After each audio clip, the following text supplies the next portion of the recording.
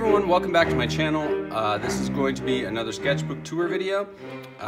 Just like in my previous sketchbook tours, I'm using markers and BIC pens to do all my sketches, but later drawings will have a little bit of brush pen mixed in. So you get to see those, and I kind of did that because it's Inktober. These all kind of fall under Inktober though, because it's BIC pen. But anyway, this sketchbook, which is actually all the way full, only has 2 drawings left in it. So Strathmore Tone Tan. If you've watched my previous videos, you've seen all these, which that's what an entire sketchbook looks like full in a flash. So that one's done, which I can add to my wall of sketchbooks. I have a ton of them filled up. But this first still sketch, his skin looks kind of like, it really pops off the page, and I use this fluorescent yellow to get that look, and I liked it. I really like the way the markers just kind of make the characters pop off the page. You can see the difference between like a colored character and one that's just BIC pen.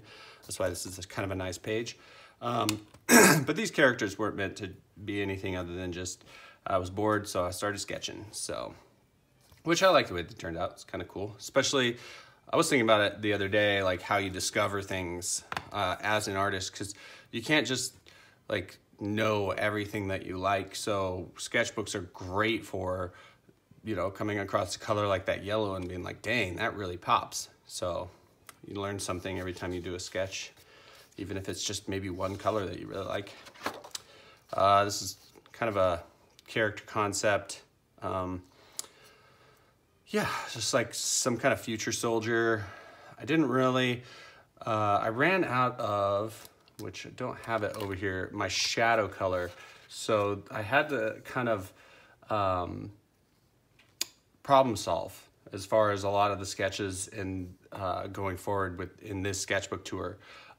Normally I would use like a purple color to do all of these shadows. See, and I still had it on this one, so you can see this where it's shadowed around his pant legs and stuff.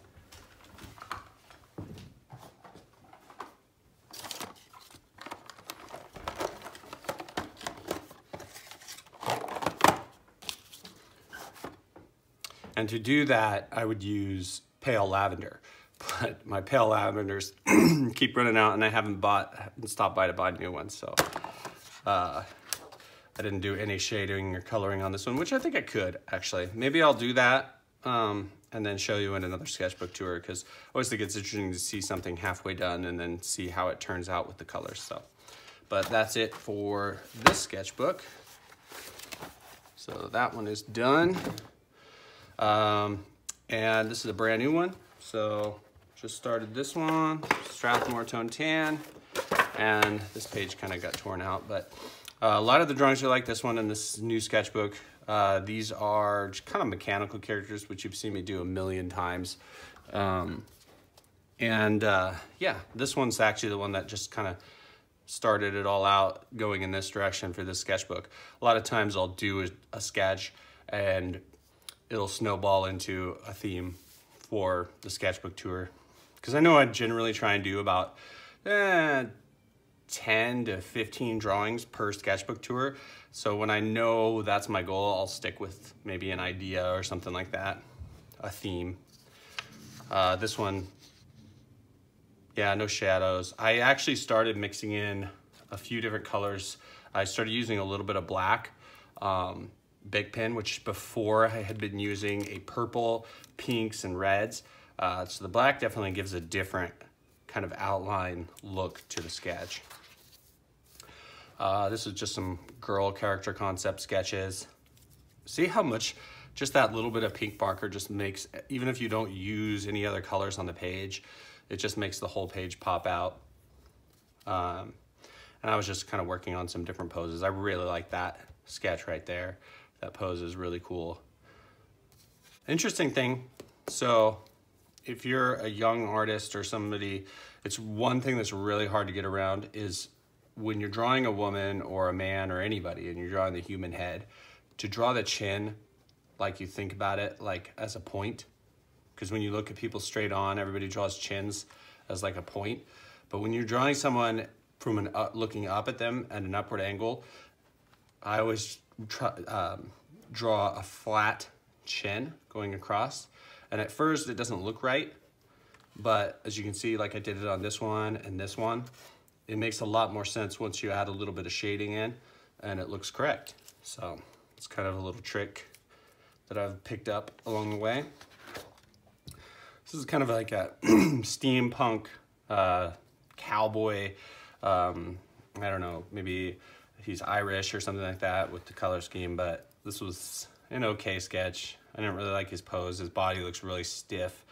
I don't look at anything for most of my sketches. In fact, I don't think I looked at anything for any of the sketches you'll see in this one.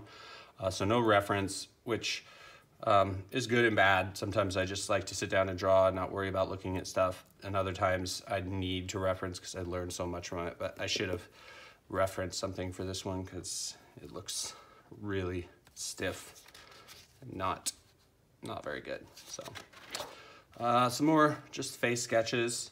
Used a couple different BIC pens, which you can see when you're just sketching faces for reference and stuff. It's kind of cool to just mix the colors up for no reason, just because it makes the page look cool, pretty.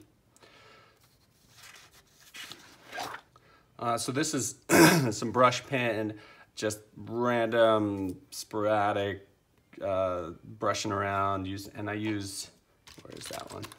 This brush pen is probably my favorite brush pen that I have. You can get really thin lines and then also real thick. So you just switch out the cartridges in the back of this thing, and I really like it. Mixing the three pens, the three brush pens, is kind of something new in this sketchbook. You see it really prevalent in this one where I mixed you get those real fine BIC pen lines for texture, the thick sporadic brush pen marks in the mechanical parts and stuff like that, which gives you a really great line variety. And I really like the way it looks. I've been thinking a lot about how an artist comes to a style and stuff. And recently, you know, doing these drawings, I'm like, well, that's kind of an interesting style with the markers, the brush pen, and the BIC pens. It gives me a lot of variety in what the drawing looks like. There's a lot of elements happening. You got no, like when I use the marker just to do lines on the body, there's no outlines. So that's kind of an interesting element. And then, like I said, the BIC pen adding textures like this, giving you cross hatching. It's really mechanical looking. But then the brush pen is so, you know, has so much life and it's just so sporadic. That's also another contrast. So I'm really actually liking the way these three tools are kind of working together in this current style. This little sketch is kind of like a little raccoon reference. So I actually this is the one I did have references on. I looked at a bunch of different raccoons just to kind of see how their body moves and stuff. The arch of the back, things like that. So, and I like this one a lot. I thought this would be a cool theme. If I were selling art, do different kind of weird animals like this. Be kind of look cool in a little boy's or little girl's room, having mechanical animals and stuff. So I could definitely see this being a selling piece of artwork if it was refined more. This is kind of a weird, maybe alien robot thing, cyborg thing, some kind of creature from the future. I took kind of some elements of like Cape Buffalo for the horns and stuff, but I used that yellow, that neon yellow for the skin, and it looks great with the neon orange. All these neon colors I like to use. What color is that orange? I don't have it. But anyway, the neon doesn't look as neon on the tan paper, and I feel like it's a great, they're great because the tan kind of dulls the colors down a bit, so the neons really pop. But this guy I liked. He has good form. His arms are a little bit stiff. I would have had one arm kind of maybe moving towards you or something on this guy. Would have added a little bit of interest to the drawing. So this is kind of like I was thinking like a red Sonia. I did that Mars Attacks Red Sonja cover, so I do at least one Red Sonja sketch, it seems like. But this was going to be like a cyberpunk Red Sonja. Lots of interesting colors, almost like a Jamaican like color scheme in here. Yellow, green, red, all different kinds of vibrant colors. You can kind of see what I did with the big pen, with just the little thin line work going around it to kind of show like movement. I think actually that would have been better if I had done that with marker, just to show movement with no outlines. It would look more blurry, I think. But I like this one. I like the pose. It's pretty dynamic. It's an interesting sketch. And this one, you know, you can see a little bit of the brush pen in this stuff. So you can definitely see a different look in these sketches than the ones where I wasn't using the brush pen. This one's got a lot of heavy outline though. Not 100% sure I like the heavy outline, at least over the whole thing. Certain areas like the lower parts of things that have a lot more heavy weight, I like it a lot more, but I like to keep the top lines on certain objects thinner, and I think I got a little heavy on this one. So this is kind of a weird future alien world. I got really heavy on the shadows with the black on this one, just to kind of experiment a little bit. This is kind of like Frazetta or, God, I can't think of Mead. He's a famous artist that did like sci-fi artwork in the 80s and stuff. So a lot of that kind of reference for this one from my head. I didn't look at anything, but you look at enough artists, you can kind of remember back on different styles and pull little things here and there. So this is like a robot mechanic. Just both of them are robots. This little guy down here. I like this one. This one's probably the best example of everything kind of coming together. All those white lines, which I totally forgot to mention, the Jelly Roll pen I use for all my highlights. That would be the other element to this. I always do everything, then kind of go over it with this, add texture, highlights, things like that. Just makes the drawing really pop off the page. And it's a white color highlighter like this is definitely key with the tone tan paper. Just makes the biggest difference in your sketches. I love the way it looks. And I just saw something on this guy I want to try real quick. So I could see these little big pen lines right here, but I think that would look cool if it were like a glowing orb kind of on the joints like that. Adds a little bit something to there. That's kind of cool. I like that. But yeah, so that one I liked. It's pretty good. Could have made some better choices with the form, but overall, pretty interesting sketch. Same direction on this one. So this one is a cover-up as far as where I screwed up on this leg. So I had the leg coming down right here, and it was straight, and it looked so stiff compared to how much movement her body had in it. And then I decided to cover it up, but I normally sketch with this pink or red sketch big pen, and I had done it with the black one. And when you sketch with the black, it's really hard to do cover-ups. A lot of times I just kind of, and it's one thing I like about these drawings is you can see all the structure lines, and just, I like the way it looks. It makes it look fresh. I think those things are nice things to kind of contrast what happens with digital art. Digital art's so clean and nice. I actually like the roughness that sketching with big pens gives the sketch. So that's why I keep all that in there. But then I covered it with kind of this ripped apart robot. Maybe she just tore it to pieces. But it didn't, I had to really do a lot of cover work here. And this was so just, I don't know. Didn't really like the way this turned out. Loved this part of the drawing up here. And I liked her exaggerated limbs.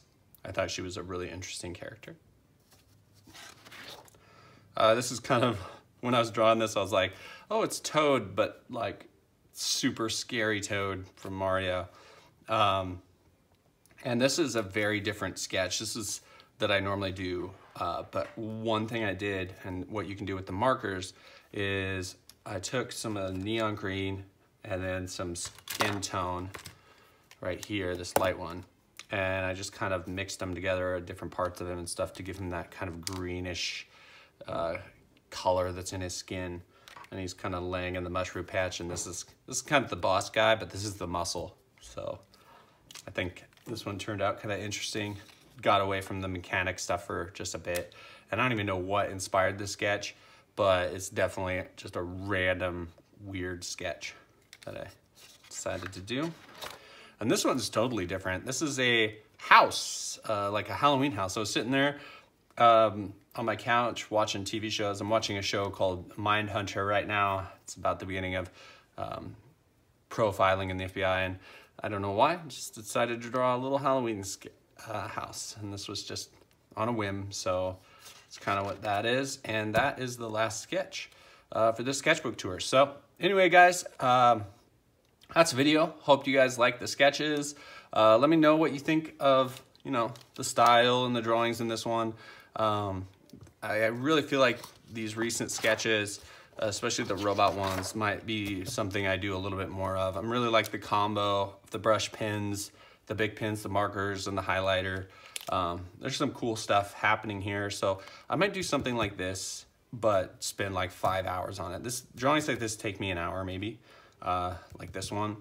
And it would be nice to see what I could really do if I really focused. The problem with when you spend and you know you're going to spend a lot of time on a drawing is sometimes you get a little bit too steady-handed, and you lose some of these cool, like, just random lines and stuff like that. But I think that adds a lot to it. So the key is to stay kind of fresh, quick in the beginning, and not lose that life that, you know, the quickness of sketching kind of gives some of these. So, but I think that'll be a fun project. Maybe I'll do just a standalone video of like a more elaborate illustration and see how that turns out. But anyway, that's the video, guys. I hope you liked it, and I will catch you guys later.